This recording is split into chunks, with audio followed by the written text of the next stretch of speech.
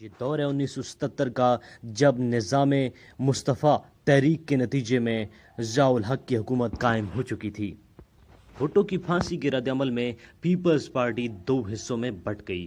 بے نظیر بھٹو نے سیاست میں آنے کا فیصلہ کیا، جبکہ بھٹو کے دونوں بیٹے مرتضیٰ بھٹو اور شاہ نواز بھٹو افغانستان چلے گئے اور مسلح تنظیم الذوالفقار قائم کر لی۔ انہوں نے جنرل ضیاء کو قتل کرنے کی متعدد کوششیں بھی کیں۔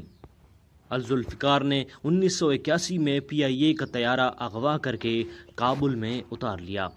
الذوالفقار نے طیارے کے بدلے ضیاء حکومت سے اپنے 55 ساتھیوں کی رہائی کا مطالبہ کیا۔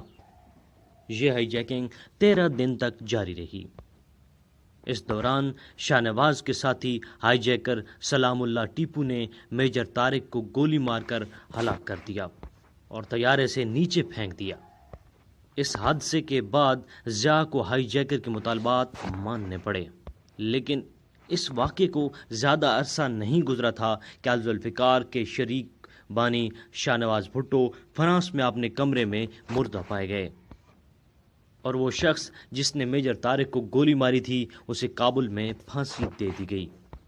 ضیاء الحق نے پہلی تقریر میں 90 دن کے اندر انتخابات کروانے اور اقتدار جمہوری حکومت کو منتقل کرنے کا وعدہ کیا تھا، لیکن پھر تاریخ نے دیکھا کہ ضیاء الحق کے 90 دن میں دراصل 11 سال اور 42 دن چھپے ہوئے تھے۔ ضیاء الحق ایک ذہین اور سخت گیر ڈکٹیٹر تھے۔ ذہین اس طرح کہ انہوں نے جنرل ایوب کے انجام سے سبق سیکھتے ہوئے آرمی چیف کا عہدہ تا دم مرگ اپنے پاس رکھا، کیونکہ جنرل ایوب کے عہدہ چھوڑنے پر نئے آرمی چیف جنرل یاجا نے ان کی چھٹی کروا دی تھی۔ سخت گیر اس طرح کہ بھٹو کی پھانسی کے بعد بھی ان کی پوری توجہ پیپلز پارٹی کو کچلنے پر لگی ہوئی تھی۔ پیپلز پارٹی کے کارکنوں کو سر عام کوڑے مارے گئے۔ جب بے نظیر بھٹو کی والدہ نصرت بھٹو قذافی اسٹیڈیم لاہور میں کارکنوں سے ملنے آئیں تو ان پر لاٹھی چارج کیا گیا۔ اس لاٹھی چارج سے نصرت بھٹو کو سر پر شدید چوٹیں آئیں، لیکن سر گنگا رام ہسپتال میں ڈاکٹروں کو ان کے فوری علاج سے روک دیا گیا۔ بر وقت علاج نہ ہونے کی وجہ سے نصرت بھٹو کے دماغ کو شدید نقصان پہنچا اور آخری عمر میں وہ اپنی یادداشت کھو بیٹھیں۔ بے نظیر بھٹو کو بھی 1984 میں جیل سے نکال کر جلا وطن کر دیا گیا۔ پیپلز پارٹی ہی نہیں، ضیاء الحق نے صحافت کو بھی زنجیروں میں جکڑے رکھا۔ فوجی افسر اخبارات میں جاتے اور چھپنے سے پہلے تمام خبروں کا جائزہ لیا کرتے تھے۔ اگر کوئی خبر ضیاء حکومت کے خلاف ہوتی تو اسے نکال دیا جاتا۔ اس لیے اکثر مساوات خالی شائع ہوتا اور دیکھنے والے سمجھ جاتے کہ خالی جگہ پر ایسی خبریں تھیں جنہیں ضیاء حکومت نے سنسر کر دیا ہے۔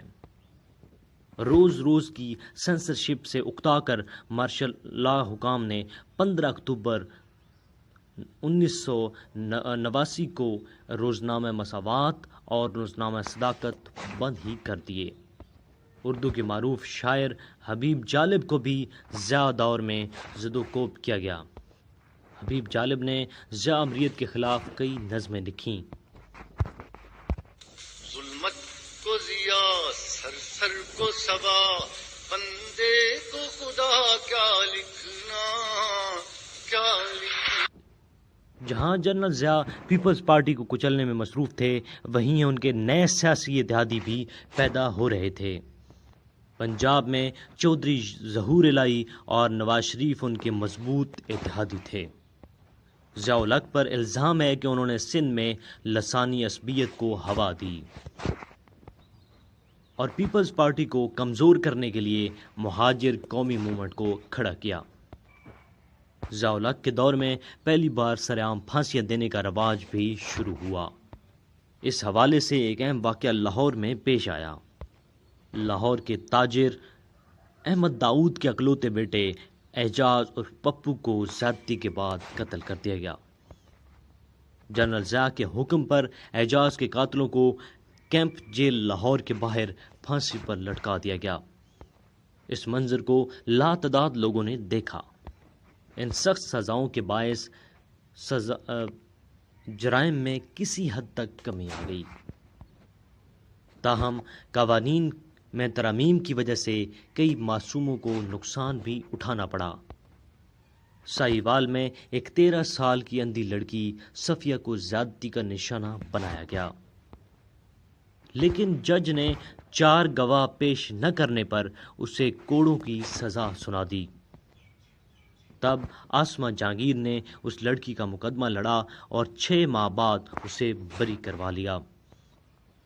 قیام پاکستان سے لے کر اب تک کی کہانی کے سنسنی خیز واقعات کا سلسلہ ابھی جاری ہے۔ ضیاء الحق کی کہانی بھی ابھی ختم نہیں ہوئی۔ اگلی قسط میں ہم آپ کو بتائیں گے کہ جب خانہ کعبہ پر حملہ ہوا تو پاکستان کے SSG کمانڈوز نے کیا کردار ادا کیا، اور یہ بھی بتائیں گے کہ جنرل ضیاء الحق نے بھارت کی سرزمین پر کھڑے ہو کر بھارت کو کیا دھمکی دی اور دھمکی کیوں دی۔